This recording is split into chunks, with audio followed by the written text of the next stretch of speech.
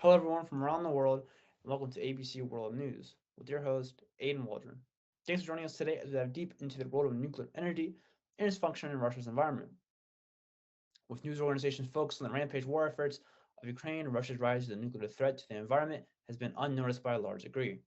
Russia's efforts to become a nuclear energy titan has been ongoing ever since 1989, and with this has gone under the radar ever since. With many nuclear threats every year to the environment, the citizens, and its socio-economic worries, the involvement of the Bashkir Nuclear Power Plant is well discussed within Russia and its environmentalists to gain the justice they've always craved for. But first, you need to understand the situation for its very beginning, and that ties in all the way back in the 1980s of Soviet Russia, as the idea of building this nuclear power plant has been in the works for some time now. In the 1980s, a town that goes by the name of Agio was built for the purpose of hosting the Bashkir Nuclear Power Plant. Like towns in the United States such as Allentown, this small city served a similar purpose. It wasn't until 1989 and in the following year that this construction of the energy unit took place. However, an early win took place for the Russian environmentalists when a halt of the construction took place in 1991. With the fluster of individuals and protests of the Russian Federation due to the Chernobyl disaster, construction stopped, but only for now. It only took till 1998, 7 years after the collapse of Soviet Russia, to begin construction again, after the Bashkir Parliament made the decision. State authorities were given a great deal of support. However, the problem wasn't incorporated with the lack of support, but in lack of funds. Supporters of the power plant made the argument that this cheap energy could be easily sold to different surrounding republics. As the years move on, in 2000, the Russian Federation agreed to complete a sitting electric power plant in the area by 2030.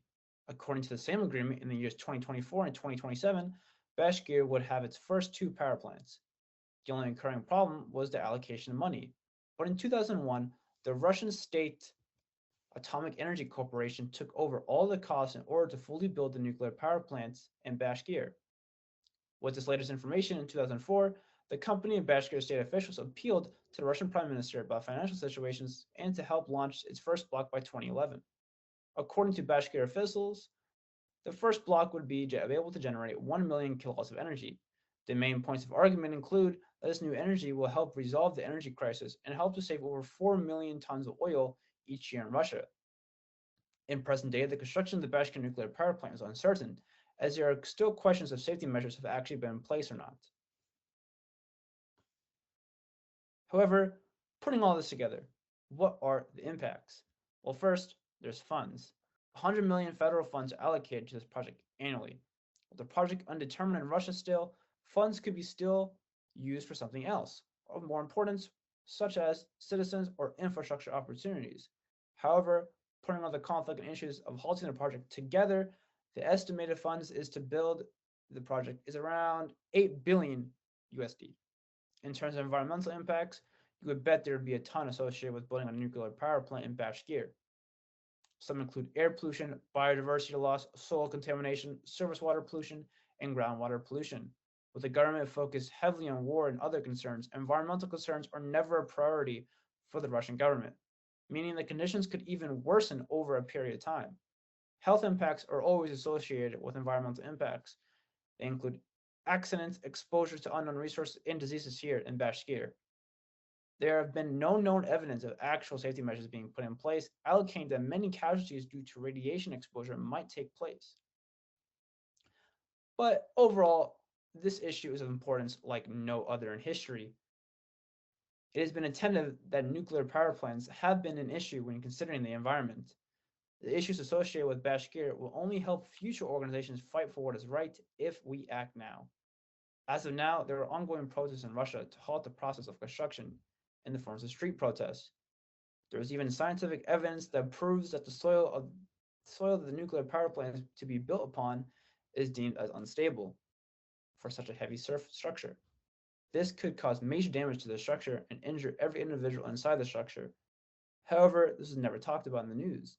By bringing importance to this, we could save innocent lives. The major idea that should be taken away is not give up on what is right. If someone says no, don't give up. It is our constitutional right to fight for what we think is right in our world, and at this point in time, we need to push stronger. For voices to be heard, there needs to be voices from all over the world, and that is what Russia needs right now. It is surprising that there wasn't as many protests as possible about this issue in Russia and the United States and other places in the world Building a nuclear power plant is a struggle, with a large amount of environmentalists present all over the place.